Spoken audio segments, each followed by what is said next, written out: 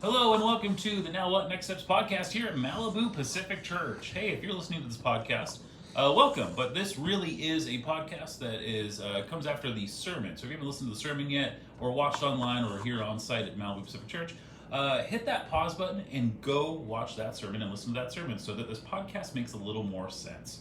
All right, so if you're still here, that means you've already listened to the sermon. We're so excited that you're here for today's podcast. It's me, Joel, and we have Andy Vaughn. I'm here. Hello, everybody. Good to see you, or hear, or talk to you, I guess. Yeah, a little bit. Hey, it's Monday. I'm having a hard time talking today. Absolutely. Well, that was a really good intro. I'm proud of us. That was a really good intro. Yeah, it sounds like we know what we're doing. Yeah. This is great. So, hey, we started our brand new sermon series for this month of January called Reboot. Andy, can you give us just kind of like an overview of what Reboot is about? Yeah, we just want to have a conversation about the four things that are foundation for our faith. And why don't we go back to that? Mm-hmm. And if we do these four things, it will reboot our faith and really launch us into 2023. Yeah. And it's an old famous story from Vince Lombardi, and he was the coach for the Green Bay Packers, and they won all these Super Bowls. So obviously they knew how to play football. They were champions, and they were the best players. Even though they got knocked out yesterday. It's fine. Oh, yeah, that's right. Not a bad day. Well, the old Green Bay, Green Bay Packers.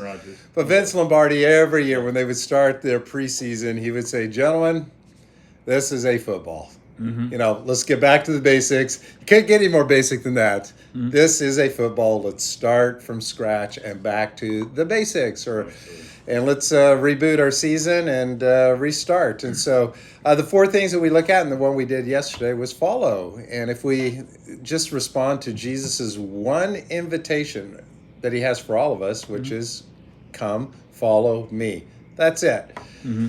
So anyway, let's go back to that initial invitation. That's what it's all about, is following our leader. His name is Jesus. I love that. Yeah, you constantly mentioned, I think it was like 3 or 4 times, about taking a next step. So you would get super passionate and stand up, and you would actually show like the next step and like a baby step in a certain direction. You also said something really profound. There's a lot of things, but there's one thing in particular. Let's do one thing a week.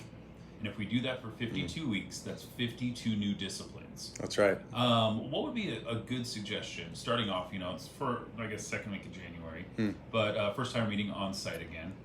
What would be a good first step for somebody who's listening to this podcast that you can encourage them in? I think for everybody, if you call this your church home, I think an easiest first step ever is to join the guest service team. Oh.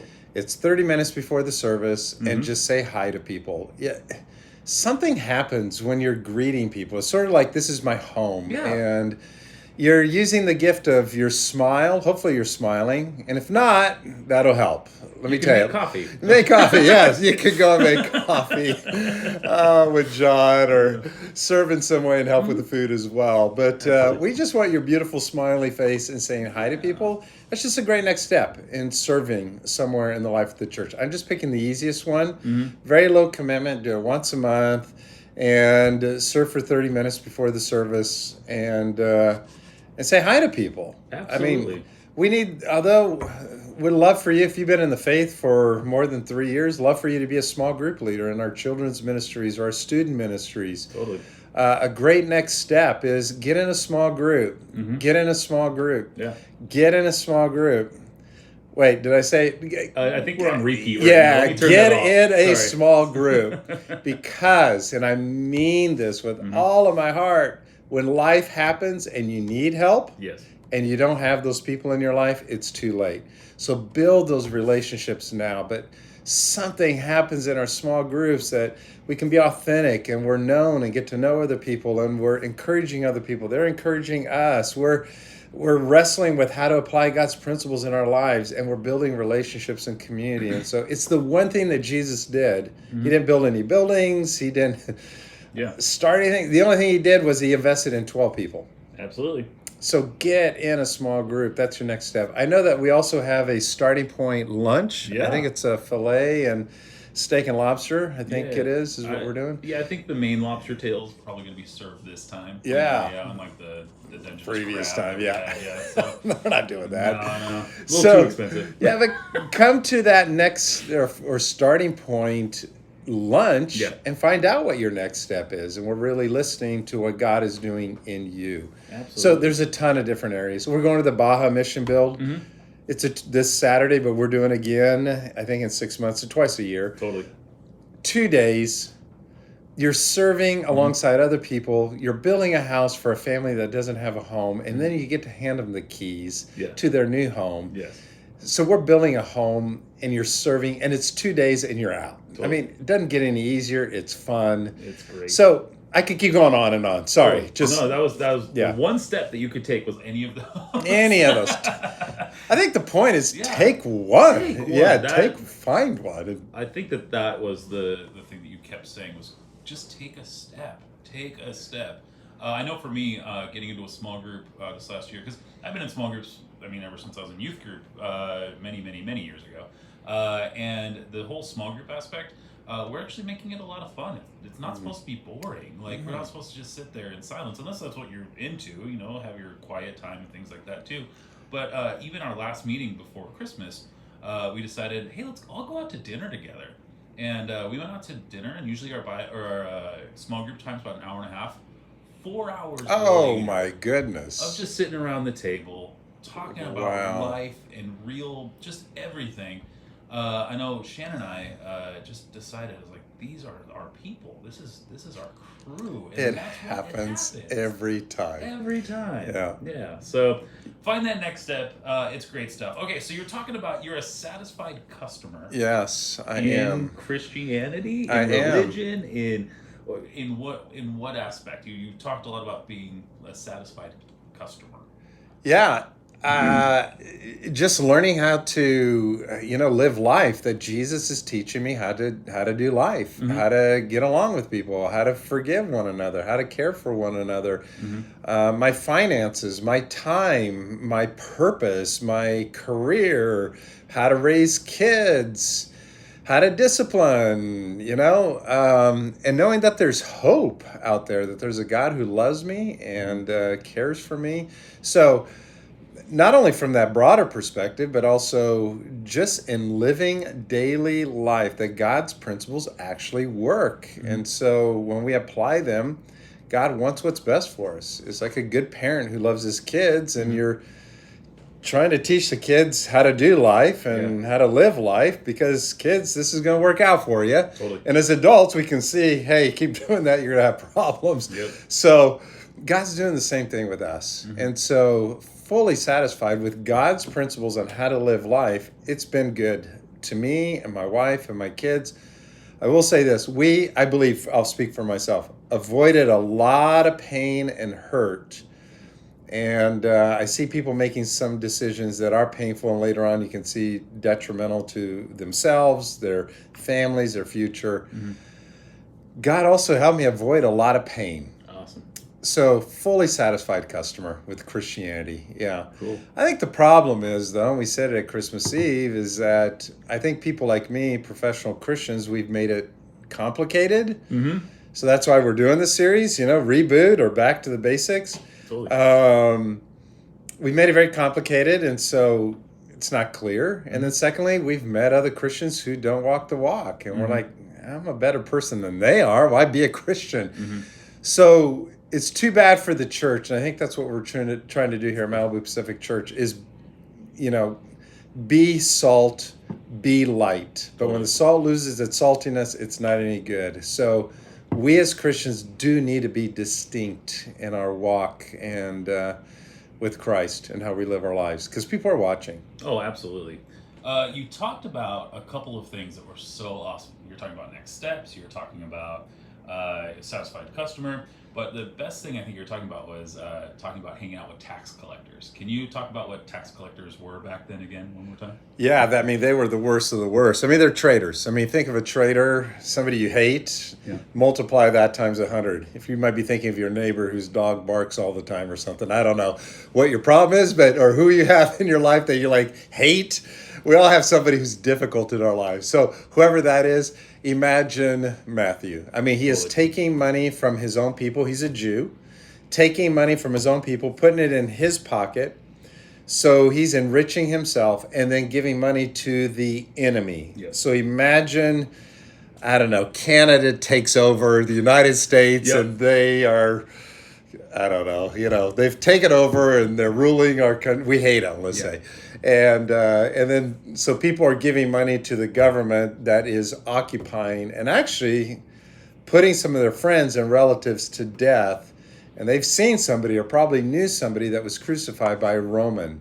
Totally. So the hatred ran deep, and Matthew is supplying the funds for the enemy state that is ruling over them. Mm-hmm.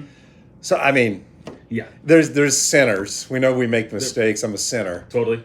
But he's a tax collector. Yeah. So it's even worse. Worse. So as a pastor or a professional Christian, do you ever hang out with quote-unquote tax collectors? Yes. What? Yes. You do? And I love it. Oh, that's a surprise. Ding, ding, ding, ding, ding. But I thought you weren't supposed to. Yeah, no. They're actually some of my best friends. They're so real. I just find that non-Christians, and please don't be offended by this if you are a non-Christian, but I love hanging out with you. Yeah. I find that something happens sometimes with Christians that they get stuffy and boring and judgmental. Start putting people in categories. What happened? Let's love one another. Sometimes I find non-Christians actually more loving than Christians. Mm-hmm. Absolutely love it. Not going to share too much. There's a group of people I'm hanging out with now that are not Christians, don't attend this church, and spending time and love it. Yeah. So if I'm not doing it, I don't know how I can ask somebody else also. But that's what we as Christians should be doing, is hanging out with tax collectors. Oh. So it's not just something just happened to be doing. It is intentional. It is Matthew 28. I'm going into all the world and making disciples. Go and let people know about Jesus. Yep. The first step, though, how important it is to build a relationship. Mm-hmm. And yes, I do. I love hanging out with tax collectors, figuratively speaking, but they could be tax collectors too. They could. They actually work for the IRS. But I do. Yeah, I really do. And it's invigorating. For the leaders out there and church leaders listening to this, it then influences how I lead the church and how we're doing church. Oh. As I'm meeting with the non-Christians and preparing the way that someday they're going to be showing up, I don't want to embarrass myself. Totally. I want this to be a place that when they show up, we have one shot. Yep. And I want them to feel at home and welcome and not excluded and like, wow, this is great, and I want to come back. So it influences how we're doing church because of my relationships with non-Christians. Totally does. Totally does. So what would be an encouraging thing to share with anybody who's listening about hanging out with the tax collectors? Oh, just, put down your judgment card, please, or eyes or eyeglasses. Mm-hmm. You know what? That's between God and them. Our only job is to love on people. Totally. Starting to dive into Andy Stanley's book, Not In It to Win It. And I want to encourage everybody to get it and start reading it. But Andy Stanley's really making a great point there. Jesus didn't come to win an argument. Mm-hmm. He didn't come to be on a political side. Yeah. Give to Caesar what belongs to Caesar. Our job is to love one another. So, you know what? Let's let go of all the judgmental spirit. And if somebody's not of Jesus, they're not a follower of Jesus, why in the world are we expecting them to be Jesus followers and behave like a Christian when they themselves are professing not to be a Jesus follower? Totally. So why do we do that to people? I don't know. Yeah. You were mentioning that you didn't have enough space or room to think about other people's shortcomings, sins, that kind of stuff, because God's already doing an immense work inside of you. That's right. And I thought that was absolutely brilliant, because there's I looked around and saw some people like, but isn't that what a pastor's supposed to do? Like, take on all of my burdens as well and be Jesus to me? And you were like, sorry. Oops. I didn't realize I stepped into something. No, you kind of did. You kind of did. Okay. It was brilliant. Yeah, no, it was good because I think that people put that on professional Christians or pastors. Yeah. Like, you are going to fix me, when it's not necessarily, you're going to be walking along somebody, but you're not going to do the true transformative work inside of somebody's life. That's going to be Jesus, and you're going to be celebrating alongside them.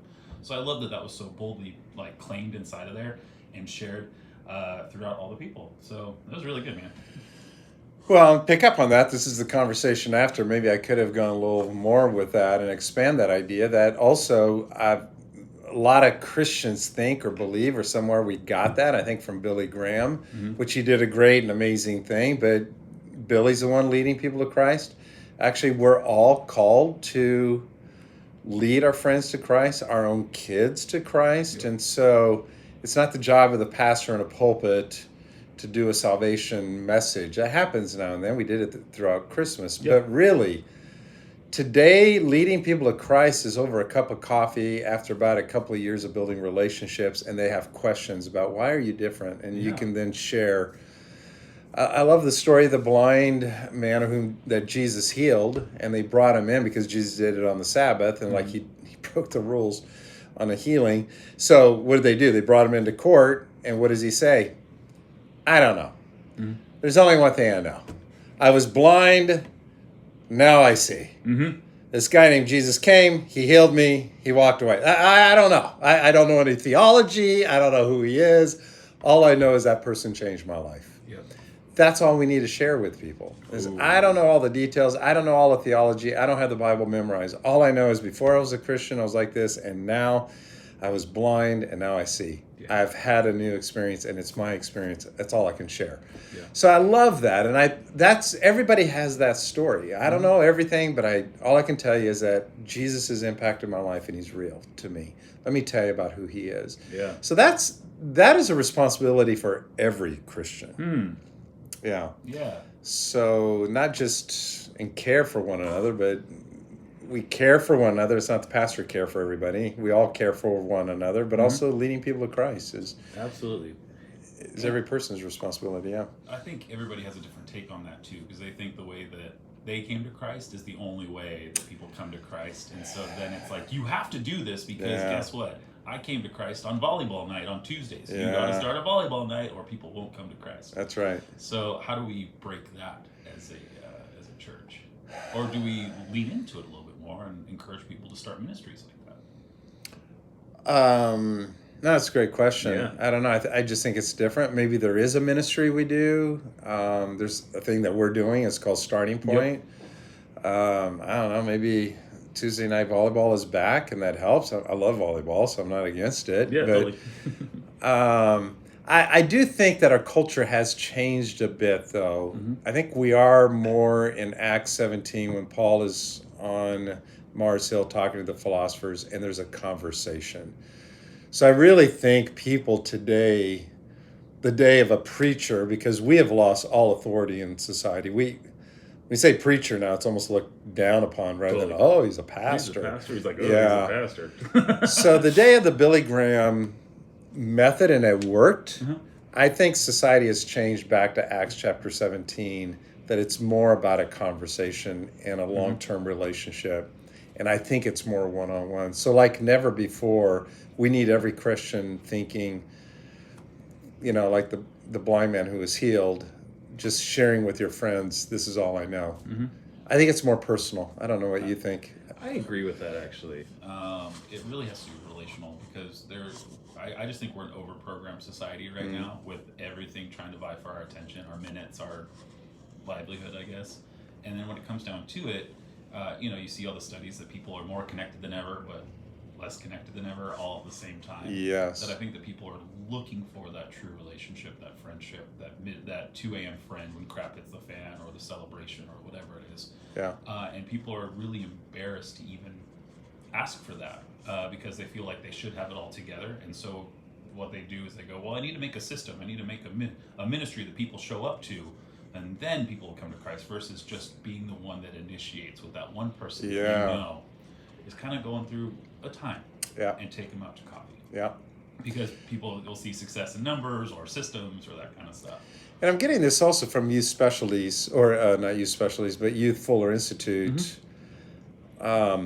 I think the studies out now are we need 5 adults for one youth. Yes.